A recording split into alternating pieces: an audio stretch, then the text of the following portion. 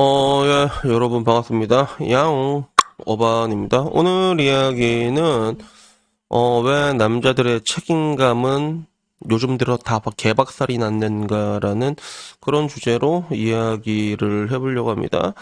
우선 이거 방금 전 라방에서 있었던 일인데 좀 약간 재밌는 일이 있었어. 그래서 뭐 제 라방 하다 보면 뭐 자기 사연으로 갑자기 들어와서 주구장창 늘어놓는 사람들이 있거든. 언제 봤는지 모르겠는데, 어머님 이런 일이 있는데 어떻게 해야 될까요?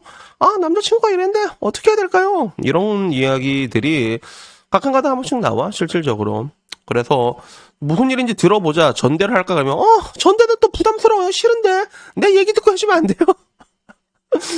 굉장히 뭔가 내가 듣고 싶은 건 있지만, 뭐, 여기서 사람들이 듣고 싶어 한 걸 전대로 해보자. 뭐, 카톡 보이스톡 하자. 그러면, 그건 싫은데.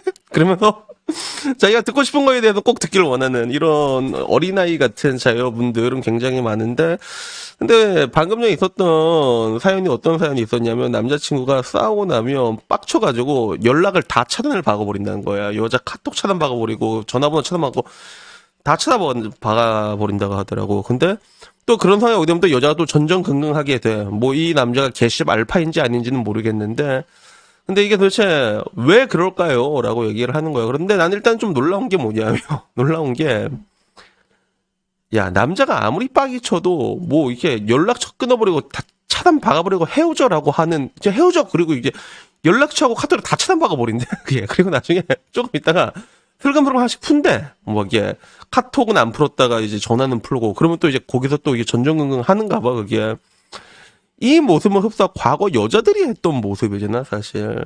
뭔가 헤어지는 걸로 협박하는 건 원래 보통 여자들이 많이 했던 건데, 근데 이걸 그대로 남자가 하고 있는 거야. 근데 문제는 되게 놀랬던 게, 우리 세대 남자들은 이런 경우가 없거든. 난 본 적이 없단 말이야. 근데 지금 남자들은 이런 걸 좀 하는가 봐. 내가 라방에서만 이런 비슷한 패턴을 한 두세 번 들었거든.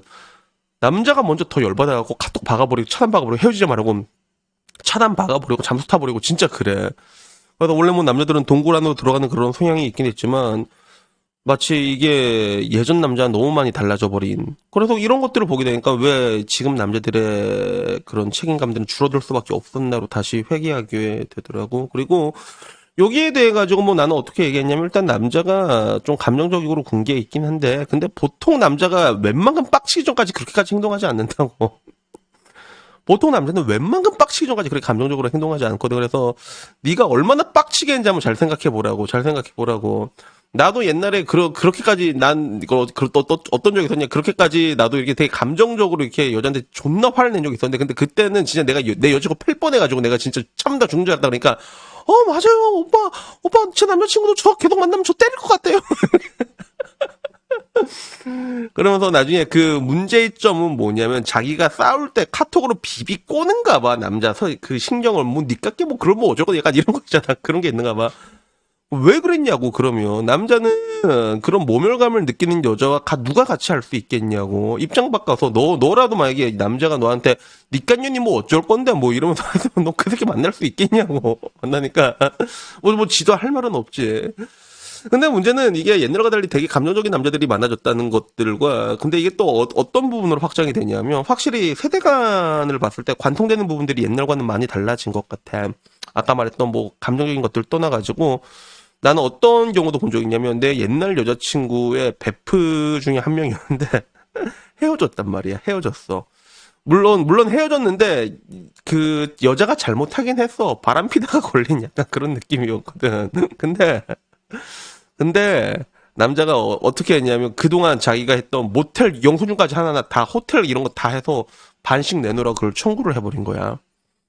그 여자가 줬는지 안 줬는지 모르겠는데, 정확하긴 주지 않아도 그 남자가 요구한 게 막 예를 들어 한 200을 요구했다. 200 그러면 한 100만 원 줬던 걸로 내가 기억을 하고 있어. 근데 이런 것들도 보기 되게 드문 거거든. 옛날에는 이런 걸 볼 수가 없었단 말이야. 근데 결국엔 이게 왜 시작됐을까라고 하면, 결국엔 남자들의 책임감이 옛날과는 완전히 달라졌다는 거거든. 옛날과 이게 어떻게 책임감이라는 게 어떻게 이어질 수가 있어요라고 얘기하지만, 옛날에 남자들은 여자를 만났을 때 손해보는 거에도 그렇게 크게 신경을 쓰지 않았어. 옛날 남자들은 적어도. 근데 지금에 와서는 조금이라도 손해본 걸 굉장히 싫어한단 말이야. 그게 물질적인 거든 감정적인 거든 그렇게 변하게 된 거지. 그리고 왜 그러면 왜 요즘 자남들은 이렇게 변하게 됐을까라고 하면 그거는 되게 당연한 거 아니야. 너희들이 그렇게 만들었잖아. 니들이 그렇게 만들었잖아. 지금 여자들이 공통적으로 되게 그 발작을 트는 포인트가 뭐 크게 몇 가지 있잖아. 뭐 예를 들면 뭐 가부장제, 뻑킹 가부장제라던가 그지? 뭐 그리고 뭐 아침밥을 해달라 뭐 이런 거. 아니면 뭐 아침밥 말고도 뭐 시댁 이야기 나오면 완전 개 거품을 울잖아. 그러니까 따지고 보면 이제 이런 것들을 다 종합해보면 그 뻑킹 가부장제에 대한 분노거든. 모든 게 가부장제에 대한 분노고 여자는 차별받고 있다라고 얘기하면서 여자들이 평등을 외치고 있는데 근데 굉장히 웃긴 게 뭐냐면 대한민국의 그런 빠미는 굉장히 기형적으로 컸다 그랬잖아. 피해의식으로 돼가지고 가부장제가 그렇게 싫고 그걸 그러면 박살내면 된단 말이야. 가부장제를 어떻게 박살낼 수 있냐? 간단해. 간단해. 남자와 여자를 완전히 바꿔버리면 되잖아. 맞잖아. 그러면 가부장제 전형적인 조건을 반대로 하면 된단 말이야. 여자가 밖에 나가서 돈 벌어와, 그지? 남자 보고, 야, 넌 집에 가서 애나 보고 살리면 해, 맞지? 그리고 약간 대리어도 조금 시킬 수 있고, 그지? 야, 제사 좀 차려. 그렇게 얘기할 수 있고. 그러면서 약간 좀 큰 소리 치면서 대신에 뭐 내가 독박병영도 하고 군대도 혼자 다녀고, 그지? 그 다음에 나중에 뭐 그런 거 있잖아. 뭐 어떤 거 있지? 남자 산후조리나 좀 한번 보내주고, 그지? 백이나 조금 사주고, 그지?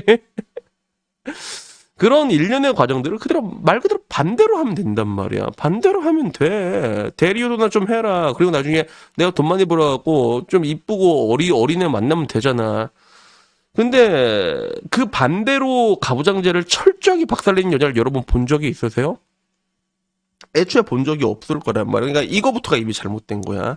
그래서 대한민국 자녀들은 내가 항상 말하는 게 능력치가 되게 약하다고 하잖아. 약하다고 하잖아. 그러니까 하다못해 미국 같은 경우는 미국의 백인 여자들은 흑인 남성보다 소득을 많이 법니다. 돈이라도.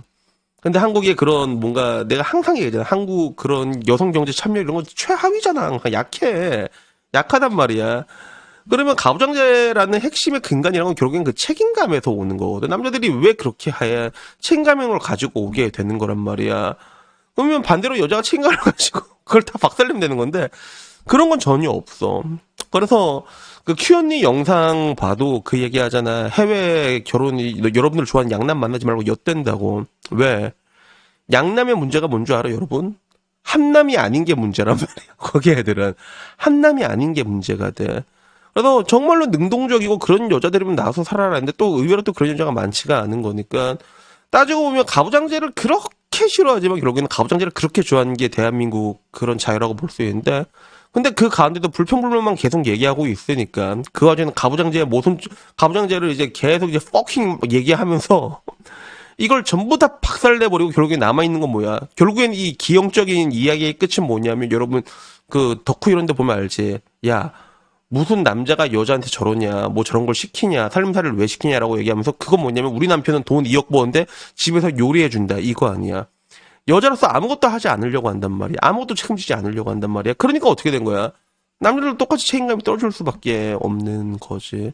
뭐 사회적으로 거세당한 것도 있긴 한데 그래가지고 이런 거 보니까 조금 재밌더라고. 남자들 내가 옛날에 이건 나는 어떻게 보면 하나의 뷰지화다라고 얘기해서 뷰지화적인 부분도 있단 말이야. 그때 내 얘기에 굉장히 반기를 받은 남자들도 되게 많았는데 근데 이제 와서 보니까 아 남자들이 이제는 정말로 여성스러워졌구나. 그러니까 문제가 벌어지게 되는 거지. 그래서 나는 아직도 기억나는 게 내 옛날 여자친구가 했던 얘기가 그 얘기가 되게 기억이 나.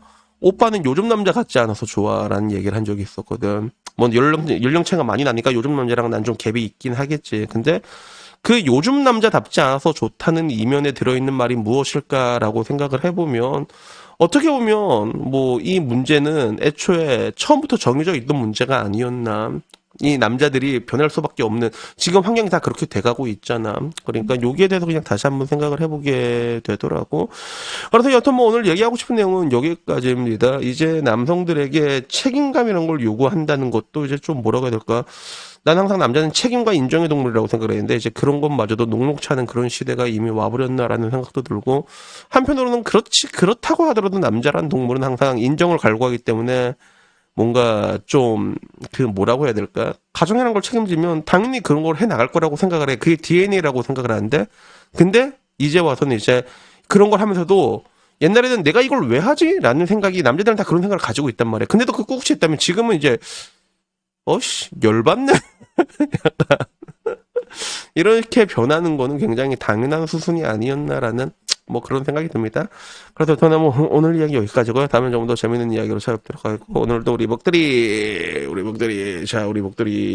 댄스로 촥촥촥 마치도록 하겠습니다. 이상입니다. 감사합니다. 차차차차 영 크라샤 헛차.